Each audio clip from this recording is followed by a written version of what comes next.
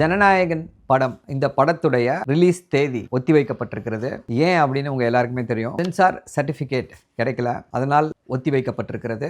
ஏன் கிடைக்கல அப்படின்ற அந்த அரசியலுக்குள்ளே செல்லாமல் ஒரு வழக்கை தாக்கல் செய்திருக்கிறார்கள். இந்த வழக்குல என்ன நடந்து கொண்டு இருக்கிறது, இந்த வழக்கின் முடிவு எப்படி இருக்கும், இந்த முடிவு எப்படி வந்தால் என்ன நடக்கும், என்னென்ன சாத்தியக்கூறுகள் இருக்கிறது என்பதை பற்றி எல்லாம் பார்க்கலாம். இந்த படத்தை தயாரித்திருப்பது கேவிஎன் ப்ரொடக்ஷன்ஸ் என்ற அந்த நிறுவனம்.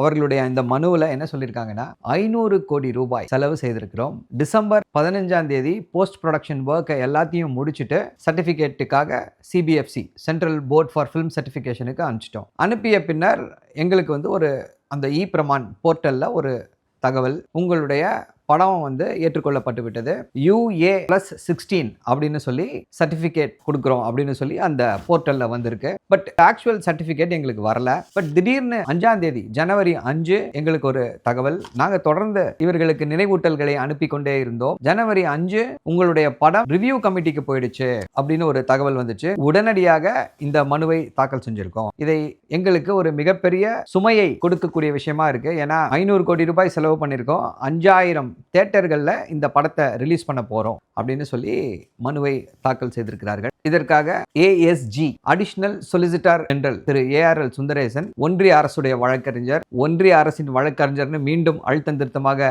பதிவு செய்கிறேன். ஒன்றிய அரசு யார் இருக்கான்னு உங்க எல்லாருக்குமே தெரியும். அவருடைய வழக்கறிஞர் ASG அடிஷனல் சொலிசிட்டர் ஜெனரல். இவர் இந்த வழக்குல CBFCக்காக ஆஜராகி இருக்கிறார். அவர் என்ன சொல்றாருன்னா, ஒன்ஸ் இந்த எக்ஸாமினிங் கமிட்டி ஃபர்ஸ்ட் இந்த பிரமான் போர்ட்டல்ல வந்தது CBFC சர்டிஃபிகேட் அண்டர் UA16 அப்படின்னு சொல்லி கொடுத்தது எக்ஸாமினிங் கமிட்டி. இந்த எக்ஸாமினிங் கமிட்டி கொடுத்துறத யாராவது கம்ப்ளைண்ட் பண்ணாங்க, இல்ல அவருக்கு CBFC உடைய சேர்மேனுக்கு ஏதாவது ஒரு பிரச்சனை இருக்கு, சந்தேகம் இருக்கு அப்படின்னா அவர் அதை தன்னிச்சையாக ரிவ்யூ கமிட்டிக்கு அனுப்பலாம். ரிவ்யூ கமிட்டி முடித்த பின்னர் CBFC சேர்மேன் முடிவெடுக்கலாம், இல்ல மீண்டும் இன்னொரு ரிவ்யூ கமிட்டிக்கும் அனுப்பலாம். இதுதான் சினிமாட்டோகிராஃப் சட்டத்துல சொல்லி இருக்கிறார்கள். சோ அந்த சட்டப்படி நாங்கள் நடந்து கொண்டிருக்கிறோம். கேவிஎன் தரப்பு என்ன சொல்றாங்கன்னா, யாரு கம்ப்ளைண்ட், படமே ரிலீஸ் ஆகலையே, யாரு கம்ப்ளைண்ட் கொடுக்க முடியும், எந்த கம்ப்ளைண்ட்ல இதை எடுத்துக்கொள்கிறார்கள், இதை ஏற்றுக்கொள்ள முடியல, இது நியாயமாக சரியான முறையில் இது நடக்கிற மாதிரி எங்களுக்கு தெரியல அப்படின்ற அந்த வாதத்தை வைக்கிறார். ஸோ உடனடியாக நீதிபதி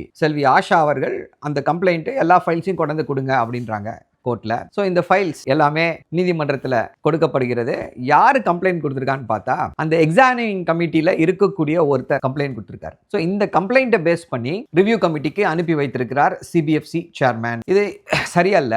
அப்போ கேவிஎன் தரப்பு என்ன சொல்லுது அப்படின்னா, எப்படி இது ஒரு எக்ஸாமினிங் கமிட்டி இருக்கு, அவங்க டிசைட் பண்ணிட்டாங்க, இதுக்கு CBA அண்டர் UA+16 வயதுக்கு மேற்பட்டவர்கள் பார்க்கணுன்ற ஒரு சர்டிஃபிகேட் இதை கொடுத்துட்டாங்க. So majority decision prevail. இதுல ஒருத்தர் மாறுபடுகிறார் அப்படின்னா அந்த மாறுபாட்டை கம்ப்ளைண்டா எப்படி எடுத்துக்க முடியும்? அதற்கு CBFC தரப்புல இருந்து இல்ல கம்ப்ளைண்டா கொடுத்தாரு அப்படின்னு சொல்லி, ஸோ அந்த கம்ப்ளைண்டின் அடிப்படையில தான் CBFC இப்படிப்பட்ட முடிவுகளை எடுத்திருக்கிறது என்ற அந்த ஒரு தகவலை ASG தெரிவித்திருக்கிறார்.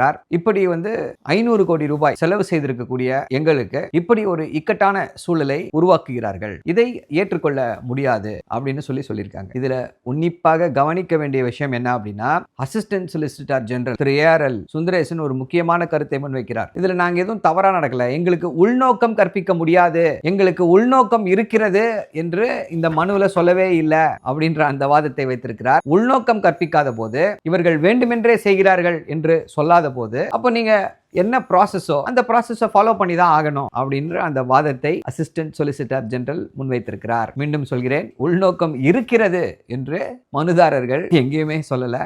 இதற்கு வேற காரணங்கள் இருக்கிறது, எக்ஸ்ட்ரேனியஸ் கன்சிடரேஷன்ஸ், மேலஃபைட்ஸ், இப்படி எதுவுமே இல்லை அப்படின்னு தான் சொல்லி இந்த அஃபிடவிட்ல இருக்கு. நீங்க ரூல்ஸை ஃபாலோ பண்ணல அப்படின்னு மட்டும்தான் சொல்றாங்க. அதே போல இன்னொரு முக்கியமான வாதமாக என்ன வச்சாங்கன்னா, இதை சொல்லியிருக்கிறது, இந்த ஆர்டர் இது பண்ணியிருக்கிறது CEO, CBFC உடைய CEO, சேர்மேன் கிடையாது அப்படின்ற அந்த ஒரு வாதத்தையும் கேவிஎன் தரப்புல இருந்து வைத்திருக்கிறார்கள். அந்த வாதத்தை மறுத்து பேசும்பொழுது ASG அடிஷனல் சொலிசிட்டர் ஜெனரல் என்ன சொல்றாருன்னா, இந்த வாதத்தை, இந்த லெட்டரை இந்த சேர்மேன், இந்த ஆர்டரை போட்டது சேர்மேன் தான், ஆனா இந்த லெட்டரை ஃபார்வர்ட் பண்ணது CEO.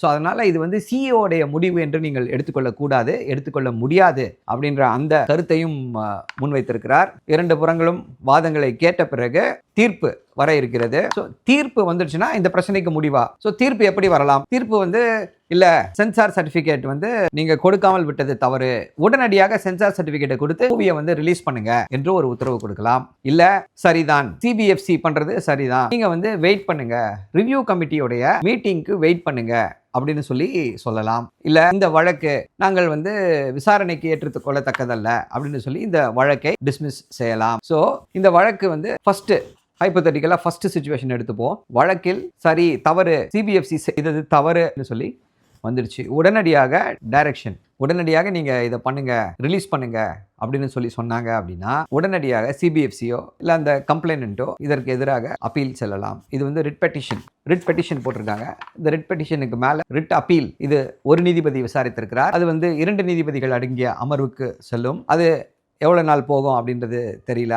அந்த வழக்கு அங்கே விசாரணைக்கு வந்தால் அதற்கு மேலே உச்சநீதிமன்றம் வரைக்கும் செல்லலாம். இதில் இன்னொரு முக்கியமான விஷயம் என்ன அப்படின்னா, ரிவ்யூ கமிட்டிக்கு போயிருக்கு இந்த film certification process. So review committee எப்போ அவர்களுடைய பதிலை சொல்வார்கள்? இந்த ரெஃபரன்ஸ், அதாவது ஜனவரி 5 இந்த ரெஃபரன்ஸ் பண்ணுறாங்க. அந்த ரெஃபரன்ஸ்லேருந்து 20 நாட்களுக்குள்ள ரிவ்யூ கமிட்டியை ஃபாலோ அவர்கள் அவங்களுக்கு என்ன டைமோ அந்த டைமை எடுத்துப்பாங்க. அதற்கு எவ்வளவு நாள் ஆகும் என்று தெரியாது. ஒன்றிய அரசு என்ன வாதத்தை வைக்கிறது அப்படின்னா, நாங்கள் எல்லாத்தையும் சட்டப்படி தான் செய்து கொண்டிருக்கிறோம். முக்கியமாக இதில் என்ன பிரச்சனை, ஏன் இதை வந்து கம்ப்ளைண்ட்டாக பண்ணியிருக்காங்க அப்படின்னா, அவர்களுடைய டிஃபென்ஸ் சிம்பிள்ஸ் எல்லாம் யூஸ் பண்ணியிருக்காங்க. ஸோ இது சரியானதா, டிஃபென்ஸ் சிம்பிள்ஸை யூஸ் பண்ண முடியுமா அப்படின்னு சொல்லி எங்களுக்கு வந்து கிளாரிட்டி இல்லை, அதனால தான் இதை ரிவ்யூ கமிட்டிக்கு அனுப்பியிருக்கோம் என்ற அந்த ஒரு வாதத்தையும் இவர்கள் இங்கே முன்வைத்திருக்கிறார்கள். இது சட்ட பிரச்சனை வந்து இப்போது தீருமா என்று தெரியவில்லை. இதில் இன்னொரு முக்கியமான விஷயம், அடுத்த வாரம் பொங்கல் விடுமுறைக்காக நீதிமன்றங்கள் ஒரு 4-5 நாட்கள் மூடப்படுகிறது.